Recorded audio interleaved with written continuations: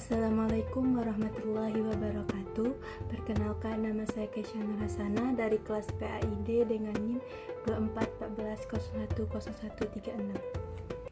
Di sini saya akan menjelaskan materi tentang keluarga yang ada di dalam buku yang berjudul Ilmu Pendidikan Islam. Ketika kita mendengar kata keluarga, pasti yang terfikir di pikiran kita ada kelompok kecil yang terdiri dari ayah, ibu, dan saudara. Maka dari itu, saya akan menjelaskan materi keluarga. Apa sih pengertian keluarga secara umum, pengertian keluarga secara Islam yang ada dalam Islam, dan metode apa saja yang diajarkan orang tua kepada anaknya. Yang pertama yaitu, keluarga merupakan suatu sosial terkecil dalam kehidupan umat manusia sebagai makhluk sosial. Ia merupakan unit pertama dalam masyarakat, maka disitulah terbentuknya proses awal sosialisasi dan perkembangan individu. Menurut Hamudah Abdullah Al-Ati, definisi keluarga itu adalah suatu struktur yang bersifat khusus satu sama lain. Dalam keluarga itu mempunyai ikatan, apakah itu ikatan darah atau ikatan pernikahan.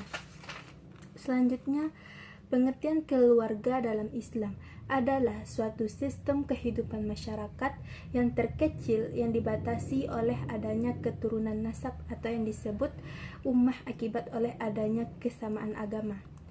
Contohnya, ketika dalam hubungan kehidupan sehari-hari dengan pembagian waris, terlihat bahwa hubungan keluarga dalam pengertian keturunan tidak terbatas hanya pada ayah, ibu, dan saudara. Tetapi ketika kita berpikir yang lebih jauh atau ke depannya, pasti di situ ada yang dinamakan kakek, nenek, saudara ayah, saudara ibu, saudara kandung, atau saudara sepupu, atau saudara yang lainnya. Maka disitulah dikatakan keluarga yang mempunyai hak untuk mendapatkan waris. Dijelaskan dalam Quran surah An-Nisa ayat 34 yang berbunyi, Bismillahirrahmanirrahim. Ar-rijalu qawwamuna 'alan nisa'i bima faddalallahu ba'dahum 'ala ba'din wa bima anfaqu min amwalihim. Yang artinya, kaum laki-laki itu adalah pimpinan bagi kaum wanita.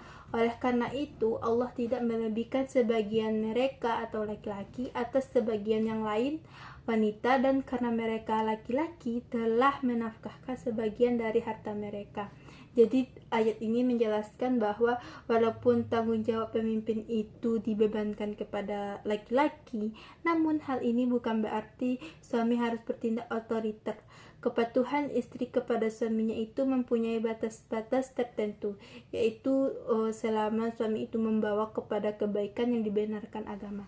Selanjutnya adalah metode yang diajarkan orang tua kepada anak. Yang pertama ada namanya metode pembiasaan, yaitu anak dalam perkembangan kepribadian selalu membutuhkan seorang tokoh identifikasi, maksudnya tokoh-contoh yang bisa dicontoh oleh anak tersebut. Ya pasti itunya ada orang tua. Jadi kita harus membiasakan yang pertama mengucapkan basmalah sebelum melakukan sesuatu. Yang kedua, mengucapkan hamdalah ketika telah melakukan kegiatan. Yang ketiga, mengucapkan Masya Allah ketika kita takjub melihat sesuatu. Dan yang terakhir, mengucapkan astagfirullah ketika terjadinya kekeliruan. Yang kedua ada metode keteladanan. Menurut Abdullah Nasih Ulwat, keteladanan ini dalam pendidikan Islam merupakan metode influentif yang dapat diandalkan keberhasilannya dalam membentuk spiritual, moral, dan sosial anak. Yang ketiga ada latihan dan praktikum. Jadi metode latihan dan praktikum ini sangat penting dalam pendidikan Islam, terutama dalam lingkungan keluarga. Dengan adanya latihan dan praktika ini, anak-anak dapat melakukan amal keagamaan sesuai dengan tuntutan yang telah ditetapkan oleh agama. Contohnya, ibadah ritual seperti praktek sholat, praktek wudu, tayamum, baca Al-Quran, membaca doa-doa, dan lain sebagainya. Yang kedua ada ibadah non-ritual, seperti membawa anak-anak untuk melakukan kerja bakti atau gotong royong membersihkan masjid atau musola, atau mengajak anak itu mengikuti lomba yang ada di masjid atau mengikuti remaja masjid. Yang keempat ada metode perintah dan larangan, dapat dilakukan asal dalam batas kewajaran, terutama dalam melaksanakan ibadah dan akhlak. Contohnya, menyuruh anak sholat ketika mereka sudah berumur 7 tahun itu sudah wajib. Yang kelima ada metode ganjaran. Dalam pendidikan Islam diperlukan untuk membiasakan anak agar melaksanakan kebaikan dan meninggalkan kemungkaran. Maka dari itu kita harus mengajarkan hal-hal positif dari mereka kecil. Ada salah satu tokoh Islam yang bernama Al-Ghazali. Beliau sangat mementingkan metode ganjaran ini daripada metode hukuman. Selanjutnya, metode yang terakhir adalah metode hukuman. Metode hukuman dapat dilakukan pelaksanaannya dalam pendidikan Islam selama jika tidak ada cara lain untuk menyelesaikan masalah tersebut, maka boleh dilakukan dengan metode hukuman.